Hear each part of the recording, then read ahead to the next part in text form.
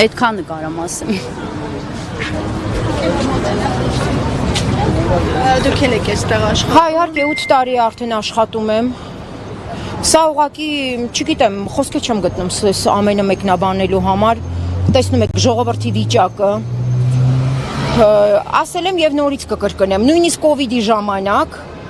Նոյ կոնյակի գործանը մի րոպե չի դադարել աշխատելուց։ Երբ որ ամբողջ հանրապետությունը կոլապսի մեջ էր, մենք աշխատում ենք։ Պարոն Ծառուկյանը թույլ չտվեց, որ իր աշխատողները այդ ժամանակ նույնիսկ նեղություն ունենան։ Հիմա եթե երկրում առողջապահական խնդիր չկա, պատերազմական վիճակ չկա, ես ուզում եմ հասկանալ, ինչի պիտի ժողովուրդը հարկադիր պարապորտի գնա։ Ով է այս ամենի պատասխանատվությունը կրելու։ Մարդիկ ունեն հազարավոր խնդիրներ, հարցեր, անձամբ ես անչափահաս երեխայի մայր եմ։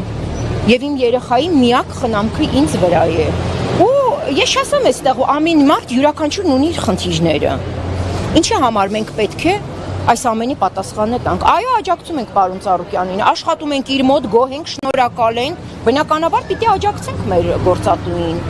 Բայց ուզում ենք հասկանանք, եթե կարելի է այդ ամենը անել անցնցում, որպեսզի ժողովուրդը չունենա այսպիսի խնդիրներ։ Մարդիկ աշխատեն, իրենց տան կարիքները հոգան։ Մենք որևէ մեկս քաղաքականության մեջ չկանք, չենք խառնվում, ցանկություն էլ չունենք։ Մենք պարոն Ծառուկյանին ճանաչում ենք որպես անհատ, որպես բարերար եւ գերազանց գործատու։ Մեզ դա բավական է այդքանը։ Այո, մենք հորդորում ենք, պահանջում ենք, խնդրում ենք, ինչու ոչ, այո, նաեւ խնդրում ենք մեր պարոն վարչապետին, որպեսզի վերանայի այս ամենը եւ այսքան ժողովրդին չթողի բախտի կմահաճույքին։ Ես միայն դա կարող եմ ասել, ուրիշ անկեղծ խոսքեր չեմ գտնում ասելու։ Ո՞վ է կրում պատասխանատվությունը։ Միանշանակ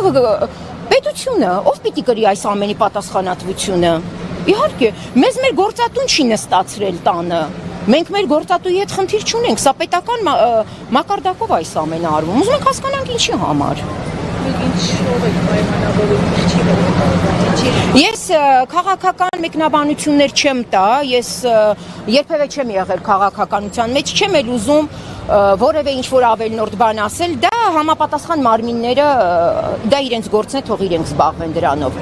Մենք պարզապես այստեղ պահանջատեր ենք, այո, պահանջատեր ենք մեր աշխատանքի համար, բոլորս։ Բոլորը միահամուռ կերպով խնդրում են, պահանջում են, այո, հորդորում են, որպեսզի թույլ տան մեր աշխատանքը բնականon հունով գնա, մեր խնդրանքը պահանջը դա է։ Որպես քանի աշխատակից ունի։ Վայ, շատ են, երևի 700 հոգի կլինենք մենք։ Դուք հասկանում եք այդ բոլորի ընտանեկան հիմա եւ իրենց հոգեկան եւ ֆինանսական կարգավիճակները։ Մեկ շաբաթ է մենք այս վիճակում ենք եւ դեռ անորոշ է որքան սա կտևի։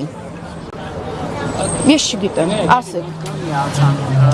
Մի հարց տամ։ Ասեք, ես գոնե աշխատավարձեր հասցրել եք ստանալ ես։ Այո, աշխատավարձ հասցրել ենք ստանալ, որովհետև մեր աշխատավարձները երբեք խնդիր չի եղել, մենք ժամանակին կարողացել ենք ստանալ, բայց հիմա մեզ հետաքրքրում է արդեն այս չաշխատած օրերին, ով պետք է վճարի մեզ։ Դա արդեն լուրջ խնդիր է մեր բոլորի համար։ Բոլորի այստեղ տեսնում եք մարդիկ, ամեն մեկն ունի իր խնդրով է եկել։ Արդեն քանի օր է, 10 օր։ Ոչ, անցյալ 2 շաբթի օրվանից ուղիղ 1 շաբաթ է մենք այս վիճակում ենք, անորոշ, անհասկանալի, չենք հասկանում ինչ է կատարվում։ Եվ դեռ չգիտենք ինչ է լինելու։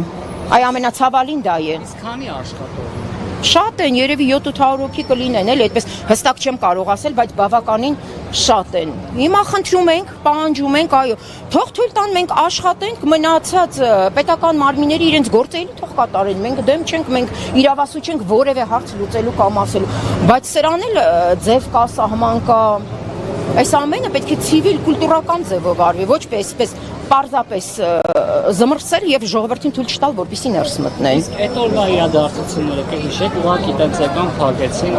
Ես առավոտյան ժամը 7:30 եղել եմ գործարանի դիմաց, արդեն բազմությունը մարդիկ կային, ներս չէին թողնում, այո, իրավապահ մարմինները ներսում էին, թույլ չեն տալիս ներս մտնենք, մենք ժամեր շարունակ այստեղ կանգնեցինք։ Եվ հետո արդեն մեզ հայտարարեցին, որ պետք է գնանք, որովհետև անորոշ վիճակ է եւ ոչինչից տեղյակ չենք։ Իսկ գործարանից ինչ իրեր են տարել։ Ես չեմ կարող ոչինչ նման մեկնաբանություններ տալ, մեզ թույլ չեն տվել ներս մտնել եւ դա մեր մասով չի, ես ոչինչ տեղյակ էլ չեմ անկեղծ ասած, որ որևէ բան դες կարողանամ մեկնաբանել կամ ասել։ Ներկանանք ու որ բաժնում եք աշխատում։ Ես շշալցման արտադրամասում եմ։ Ձեր անունը։ Գայանե Իսպիրյան։ Շնորհակալություն։ Այդ կապված խնդիրներ չի առաջանա, երբ որ երկար Իհարկե կառաջանա, ո՞նց կարող է չառաջանալ։ Ամբողջ սպիրտ ա ներսում, դրա վտանգը։ Եթե մարդը մի քիչ գիտակից լինի, կհասկանա, որ սա արդեն իսկ պայթունա վտանգ այս ամենը, այսպես այս շոկ եղանակին թողնելը։ Ցիստերներ ունենք դրսում բոլորը լիցքավորված սպիրտով, ինչի մասին է խոսքը։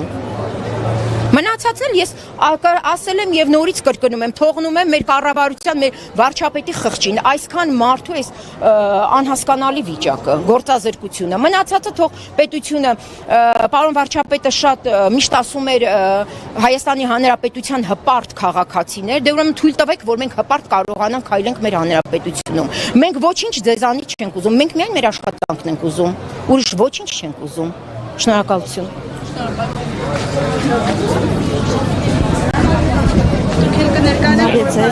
Այո, ես շշալցման արտադրամա